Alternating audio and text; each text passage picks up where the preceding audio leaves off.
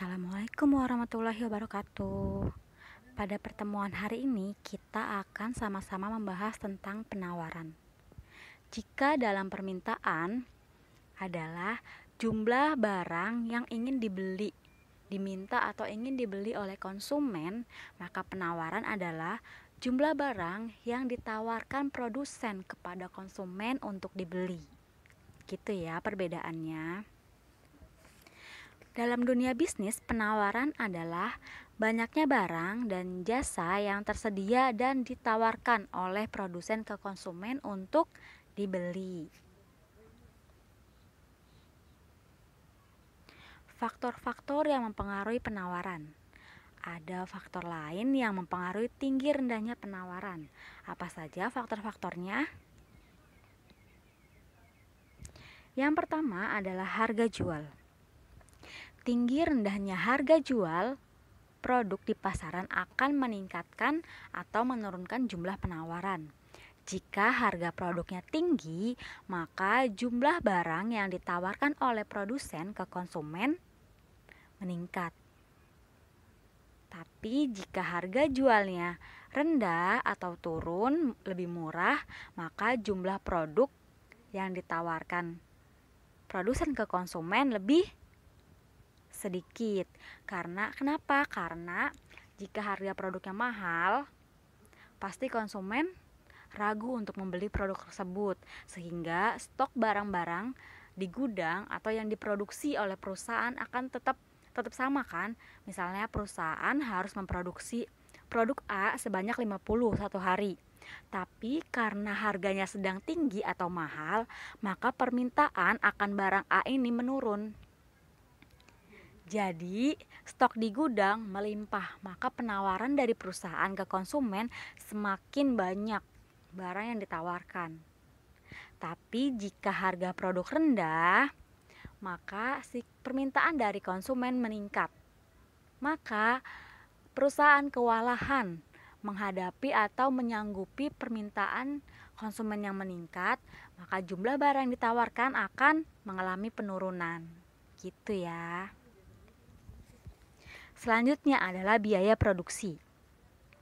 Naiknya biaya produksi membuat harga produk menjadi mahal, sehingga produsen membuat produk lebih sedikit karena khawatir akan permintaan produk tersebut turun.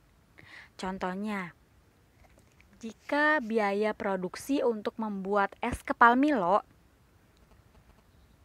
lebih banyak atau lebih mahal dari sebelumnya, maka si pembuat kepal Milo ini membuat perkepal Milonya dikurangi lebih sedikit dari sebelumnya.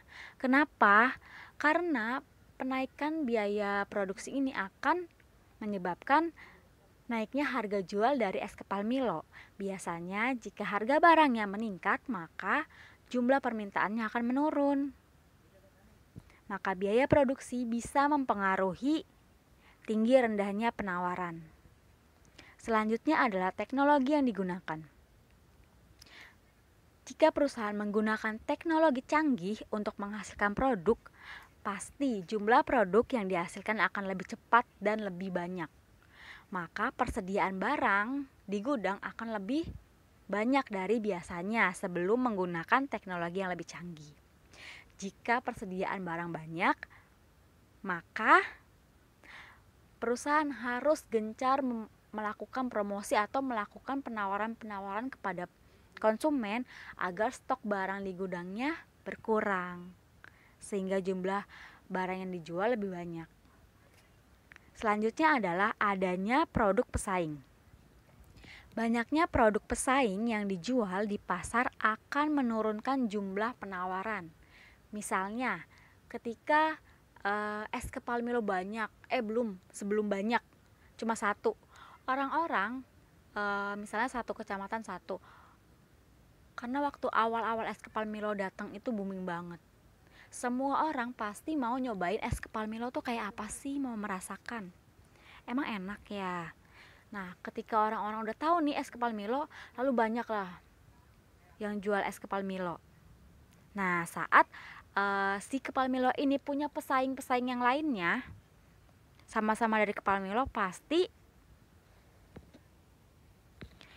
jumlah es kepal Milo yang dijual atau yang ditawarkan ke konsumen dari tiap masing-masing penjual nggak sebanyak saat masih ada satu penjual, saat hanya ada satu penjual, tapi lebih sedikit.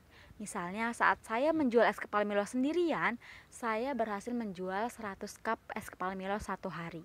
Tapi ketika ada 5 pesaing saya, berarti satu hari saya cuma hanya bisa sekitar 20 cup.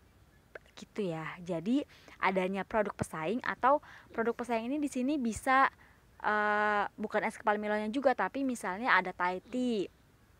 Ketika orang-orang beralih dari kepal Milo ke Thai tea, maka es kepal Milo yang ditawarkan ke konsumen jauh lebih sedikit dari sebelumnya.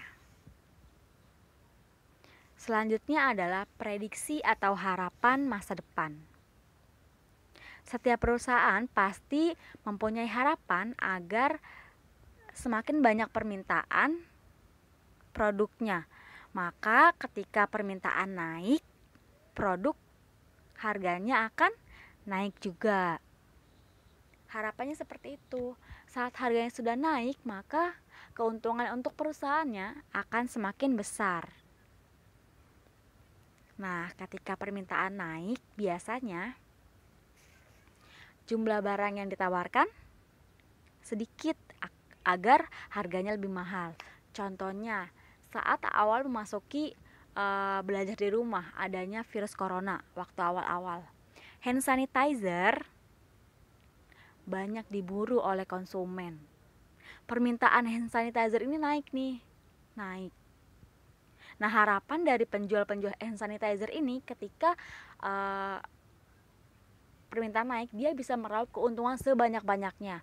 Maka harga jual hand sanitizer dinaikkan juga gitu dari harga sebelumnya. Meskipun sebenarnya harga beli atau modal yang digunakan untuk membuat atau membeli hand sanitizer si penjual ini sama aja dari sebelum adanya corona. Tapi ketika ada corona, karena banyak yang minta dan dibutuhkan, maka harganya dinaikkan agar si penjual ini bisa memperoleh keuntungan yang sangat-sangat maksimal. Selanjutnya adalah pajak. Pajak akan menaikkan harga jual dari produk. Ketika harga jualnya naik atau jadi mahal, maka permintaan akan produk tersebut menjadi menurun. Jika permintaannya menurun, maka produk yang ditawarkan ke konsumen atau ke pasaran akan lebih sedikit. Gitu ya.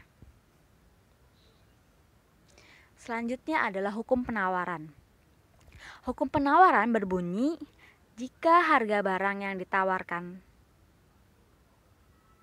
naik, maka jumlah barang yang ditawarkan akan naik.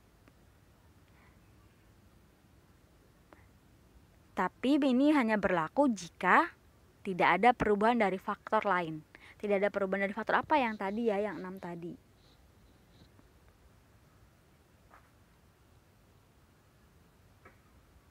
Contohnya misalnya pajaknya tetap sama, maka harganya naik, barang yang ditawarkan juga naik.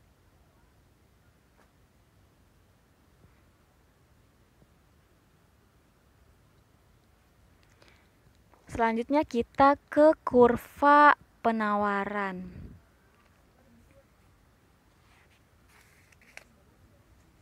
Kurva penawaran, P ini adalah price atau harga. Q ini quantity atau jumlah banyaknya produk ya. S adalah penawaran itu sendiri. Q ini maksudnya banyaknya penawaran. Nah, lalu pergerakan kurva penawaran terjadi jika tidak ada perubahan dari faktor yang mempengaruhi penawaran. Di sini sudah dijelaskan ya, P adalah harga, Q adalah jumlah penawaran. Jika harga es krim ada di P1, maka jumlah es krim yang ditawarkan berada di Q1. Tapi jika harga es krim ada di P2, maka jumlah es krim yang ditawarkan berada di Q2. Artinya, jika harga es krim ini rendah, lihat P1 ini rendah ya, maka jumlah es krim yang ditawarkan ke konsumen juga rendah. Penawaran juga rendah. Kenapa? Karena jika barang rendah pasti peminatnya lebih banyak. Nggak perlu capek-capek menawarkan es krim ini karena sudah pasti dibeli karena murah. Lalu ketika ada perubahan-perubahan yang lainnya yang membuat harganya jadi berubah. Kalau pajak kan tetap 10%, pajak penghasilan ya. Pajak pertambahan nilai maksudnya, tetap 10%. Jadi tidak mungkin berubah kecuali harga jualnya berubah atau bahan bakunya berubah. Lalu jika harganya naik jadi P2, maka jumlah penawaran juga akan meningkat jadi Q2. Maka kurva penawaran akan bergerak dari titik R ke S.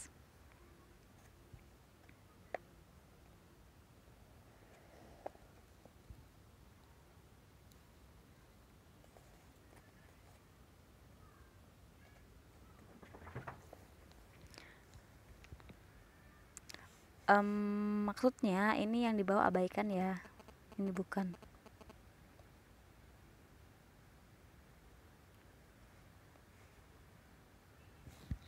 Lalu pergeseran kurva penawaran. Pergeseran terjadi karena ada perubahan pada faktor lain selain harga jual produk. Misalnya, perubahan biaya produksi. Adanya kenaikan biaya produksi tidak diikuti dengan kenaikan harga jual. Jadi, harganya ini tetap 5.000 meskipun biaya produksinya naik dari 3.000 ke 4.000. Lalu adanya penurunan biaya produksi yang dikarenakan kemajuan teknologi. Misalnya, untuk membuat es krim tadinya dibutuhkan 100 tenaga kerja, tapi karena perusahaan es krim ini sudah menggunakan teknologi yang semakin canggih, mesin-mesin yang semakin canggih, maka tenaga kerja yang digunakan berkurang jadi 10 misalnya. Nah, ini biaya produksi kan jadi menurun ya. Tadinya harus menggaji 100 orang pekerja, tapi cukup hanya menggaji 10 orang pekerja. Tetapi harga es krim tidak mengalami penurunan seperti itu atau kenaikan. Nah, lalu lihat juga ya di sini kurva penawaran bergeser ke kanan jika jumlah barang yang ditawarkan meningkat. Jadi, lihat Q1 ini jumlah awal penawaran ya, harga tetap ya, harga seimbang, sama aja. Jadi bergeser ini jika harganya sama, tapi jika bergerak harganya, maka bergerak harganya juga meningkat gitu. Kalau bergerak harganya meningkat, jika bergeser harganya tetap. Nah, Q1 ini adalah penawaran awal. Ketika penawarannya meningkat, maka kurva penawaran akan bergeser dari Q1 menuju Q3. Maka bergeser dari S1 menuju S3. Bergesernya ke kanan. Tapi jika penawarannya ini menurun, maka kurva penawaran akan bergeser dari Q1 ke Q2, dari S1 ke S2, bergesernya ke kiri. Seperti itu ya.